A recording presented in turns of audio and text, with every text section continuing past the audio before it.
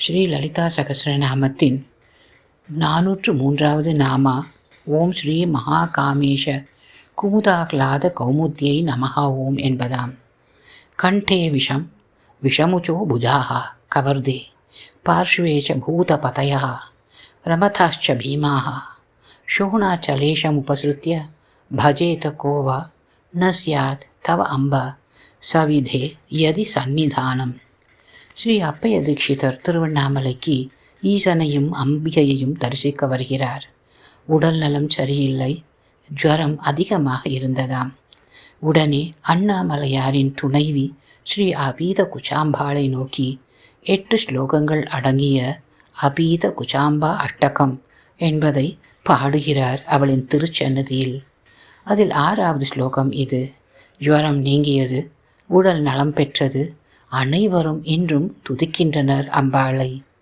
கண்டத்தில் விஷம், கூடவே விஷம் கக்கக்கூடிய புஜாகா பாம்புகள் உடல் முழுவதும் ஆபரணமாக, தலையோ ஜடாமுடி கபர்தே, அவருக்கு முன்போ பூத கணங்கள், அதன் தலைவனாக பூதபதியாக பிரமதாக பீமாக பயங்கரமான பூத கணங்களின் தலைவனாக திருவண்ணாமலையில் வீற்றிருக்கிறாராம் ஈசன். அம்மா, எதி சந்நிதானம், நீ அவருடன் இருக்கிறாயோ, நாங்கள் பிழைத்தோம் என்று ஜுவரம் நீங்க பெற்றவராய் தரிசனம் முடித்து சென்றாராம். 403வது நாமத்தை எவ்வாறு ஆரம்பிப்பது என நான் யோசிக்க, அம்மையின் அஷ்டக வரிகள் மனக்கண்ணில். விளையாடுகிறாயா அம்மா என்றவுடன் ஸ்ரீ அப்பைய தீட்சிதரின் இந்த ஸ்லோகம்தான் விளக்கம் என்றாலே பார்க்கலாம். அனைவரும் பயப்படும் தோற்றம் அந்த ருத்ரனை, ருத்ரமும் சமகமும் வர்ணிக்கும் அவரை காமேஷனாக, ஆசை உள்ளத்தில் நிரப்பியவனாக, அதில் மிக பெரியவனாக மகா காமேஷனாக மாற்றினாள் அன்னை.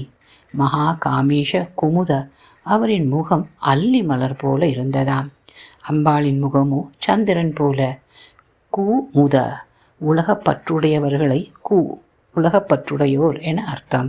முத, அதில் மிகுந்த ஆசையுடையவர்களை மகா காமேஷனான ஈசனை நோக்கி திருப்பி நித்தியமான நிலையான பரமானந்தத்தை அனுபவிக்க பாருங்கள் என குளிர்ச்சியான கௌமுதி சந்திரனாக அழைக்கின்றாள் அன்னை அனைவரையும். அவள் எப்பொழுதும் இனிமை நிரம்பியவள். நம்மிடமும் காமேஸ்வரனிடமும் தான். ஓம் ஸ்ரீ மகா காமேஷ குமுதாஹ்லாத கௌமுத்யை நமஹ ஓம் என மனமாற புகழலாம், இன்பம் பெறலாம்.